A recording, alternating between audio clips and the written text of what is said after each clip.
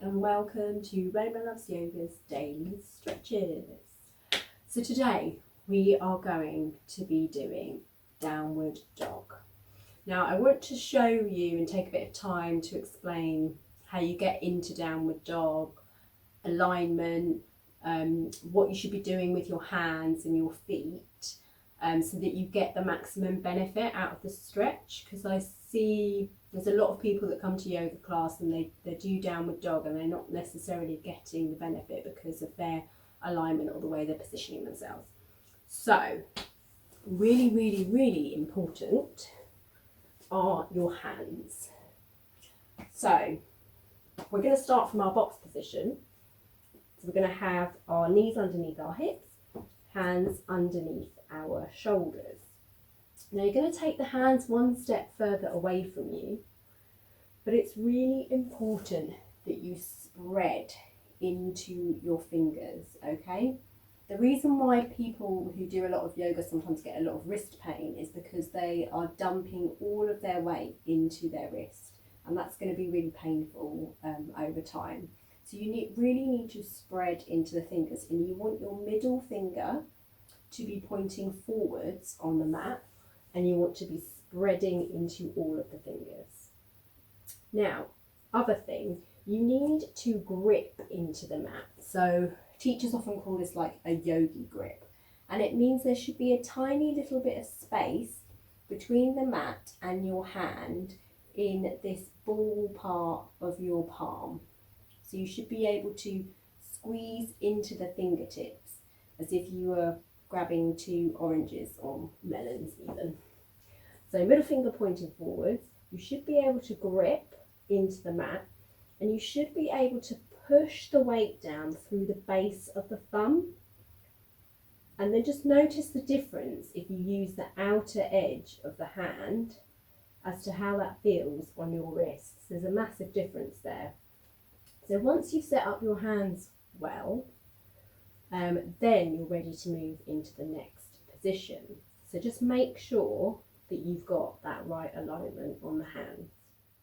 So what I'm talking about here is you have your middle finger pointing forwards, and instead of dumping all the weight into the wrist, you should be able to grip into the mat with those fingers, and then you're pushing the weight down through the base of the thumb. So we're not hanging out on the outer edges, we're pushing the weight in towards the base of the thumb. So it's mainly the forefinger and the thumb that are taking the weight of you, and that takes the pressure off the wrists. So there's a tiny little gap in between the palm of my hand and the floor. So that's what I'm talking about when I say yogi grip. Now the next thing to do is to tuck the toes under, and then you're going to send the hips up towards the ceiling. Now what I see a lot is people get their legs lovely and straight, but they're like this, like hunched in the back, or they've not come up far enough. Their hips are still sort of halfway up, so they're in a sort of plank position. Now if you're here, you need to push the hips all the way back, sending the chest towards the thighs. And if you've got really tight hamstrings, so when I first started doing downward dog, my heels were up here, and I had to bend my legs so that I could get a really nice straight spine. And this is a perfectly good downward dog. You're going to get a really nice stretch in the spine, you're going to get a nice stretch in the shoulders, the wrists are being taken care of by the hands, and you can just work with the breath to try and work those heels towards the back of the mat. Your feet should be about hip distance apart, even a little bit wider if you want to make room for your body. And then from here you can just start to breathe. Shake the head out, yes and no.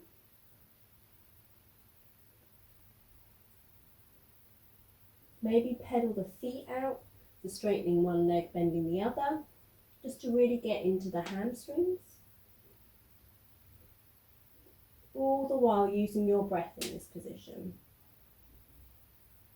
And then maybe just moving the hips from side to side here. So there's lots of variations of downward dog, but I just wanted to focus one stretch morning, just purely and simply on getting the right alignment into your downward dog. And to come back down, you can just bring the knees all the way back down. So let's try that again. We're spreading into the fingers. We've got our yogi grip going. We tuck the toes under and we send the pelvis back towards the ceiling. So that fused bone at the base of the spine is facing all the way up towards the ceiling here. You can relax the head, bend the knees as much as you need to get a nice straight spine. And then we're just moving the chest towards the thighs here. And breathing in and breathing out. One more breath. And out.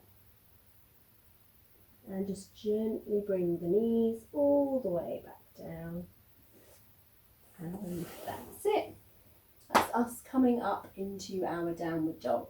So if you have anywhere in your house where you can do that by a mirror, and then you can just have a little look at what your position looks like, or even video yourself on your phone so that you can just have a look as to whether you need to send the hips back more, whether you need to bend your legs. You don't want the spine to be curved.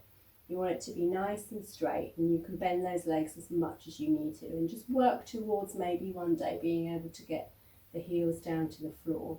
But who cares anyway? You just want to feel that brilliant stretch down the spine because it feels really, really good. Okay, that's it for your daily stretches today. I might see you tomorrow. Have a good night. Bye.